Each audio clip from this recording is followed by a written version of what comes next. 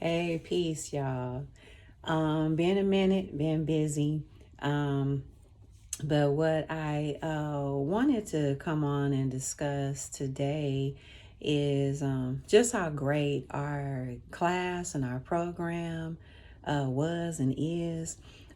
Saturday meeting with my student, it was just a beautiful exchange and discussion. We were basically talking about a doctor named Dr. Friedman, and he goes back to the early 50s, and he came out with this graphical analysis called the Friedman's curve.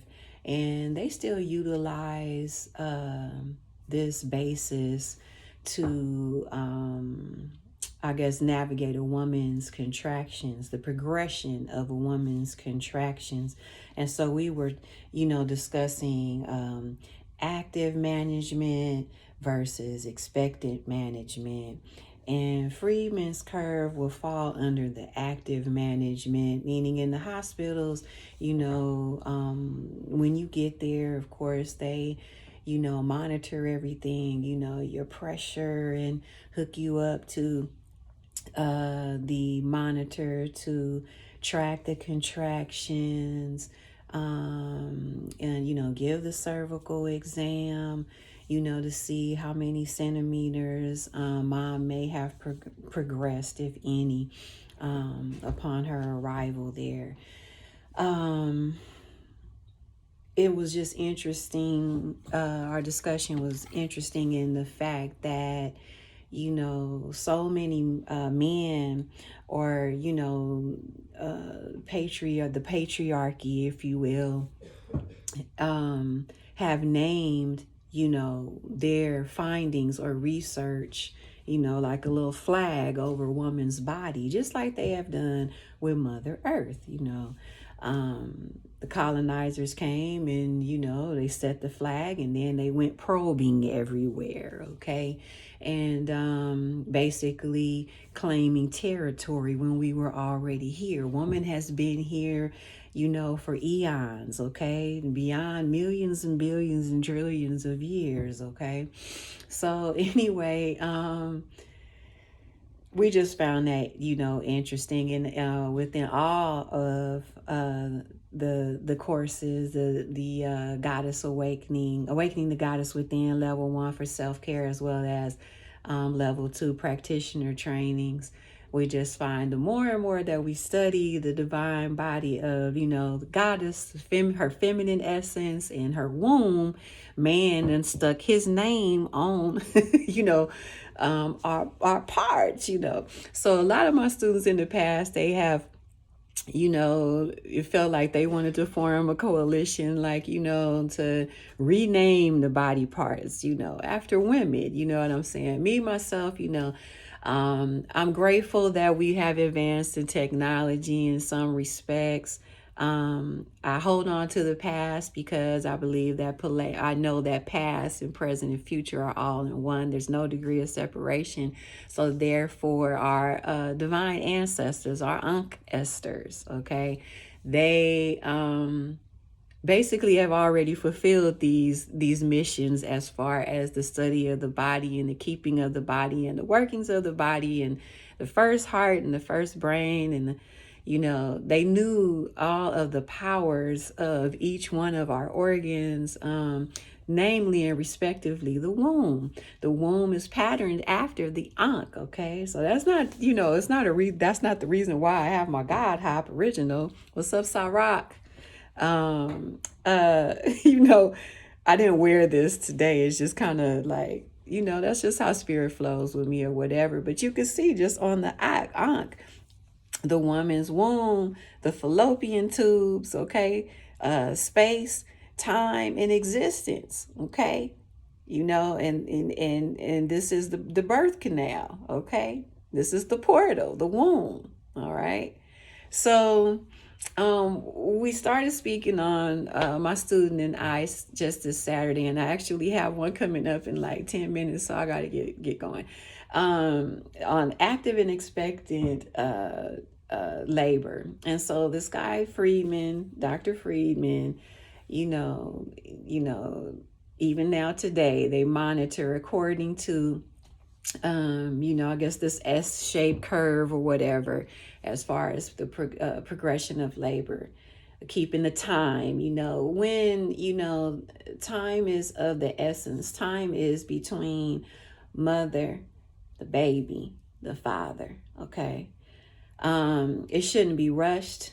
I am not a advocate of active labor. In fact, I speak on, birth justice. I speak on the doula and the midwifery model of care, meaning that, I'm a home birth advocate. If sisters don't want to give birth in the hospital, or they're not trusting of themselves enough to feel what could be an ecstatic or orgasmic birth, even, like, don't even take the time to even find out or learn what that is and trust within, because many women of our past, our big mamas on down to now, have experienced the fullness and the totality of birth and survived and have healthy babies, and is an empowering experience most of all. So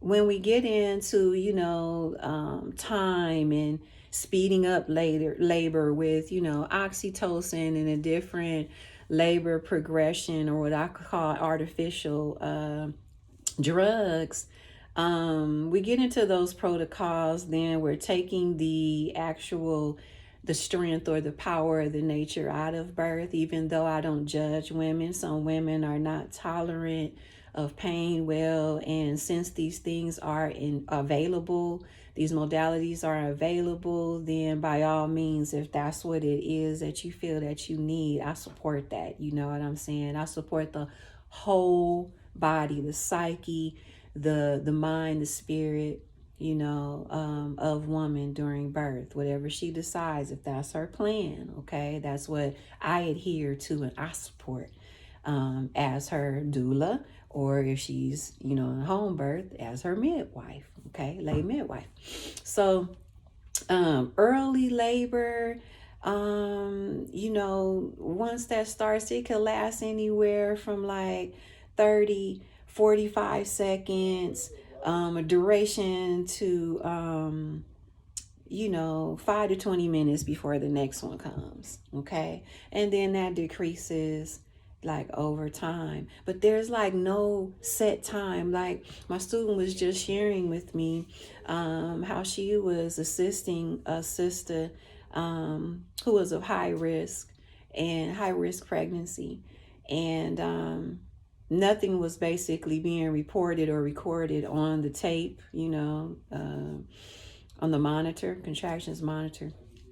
And the nurse, intuitively, my student knew that, her client was, in labor, but it wasn't reading out on the paper. So she's like, so when she, asked the attending nurse, she's, oh, well, that may be gas. So no, she's not having contractions, but she was. So when we go into these hospitals, we use mother wit, what we call mother wit. That's one of the required reading, or one of the textbooks that is on our reading list to as one of our required assignments of choice, mother wit. And that's what we use, as the essay. They have to write an essay from that book, one of those books. If they choose that one, that's fine. But anyway, it's I guess my point is, is just for mothers to have those, have that experience where, they're not rushed, and they can really tap in and be in tune with the entire birth experience. Okay. From all the cardinal movements, cardinal meaning importance. Every one of those movements, from engagement, where the head starts to descend into the pelvis, all the way down to expulsion, where the shoulders and the rest of the body, what I'm saying, are delivered to the placenta. All these things take time.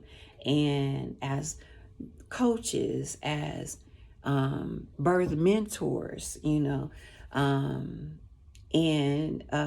we're there to help sisters through and understand and gain that confidence, or maintain that confidence throughout. So I just wanted to just come on and just speak briefly about that, because like I said, I haven't been on in quite some time. Birth is beautiful. Birth should be an ecstatic experience. That's what I promote here with Starlilly Birthing Services. And please seek me out if you're looking for a doula, you're planning on giving your conducting a home birth with you and your partner, your family, your children, siblings, or whatever. I would love to be your attending doula or lay midwife. So tap in, let's discuss that. Or, if you're in another area, I'm sure that I have someone that I could put you in contact with, okay, in your area, that is just as loving and just as attentive as myself.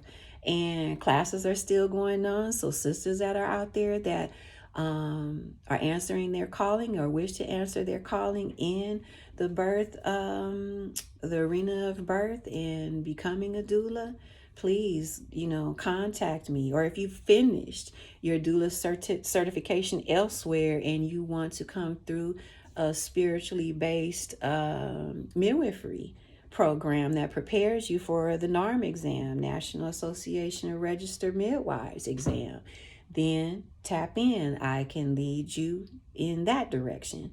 So number 978-999-2416, or you can email me at starlillyoffice, 2 L's in Lily, starlillyoffice at gmail.com. Visit my website, starlillybirthing.com, for upcoming classes, and just go on our trainings and education page. You'll find out more information as to what I teach, and hopefully the next the calendar, the schedule is there. So, and if not, call me and I'll let you know. All right.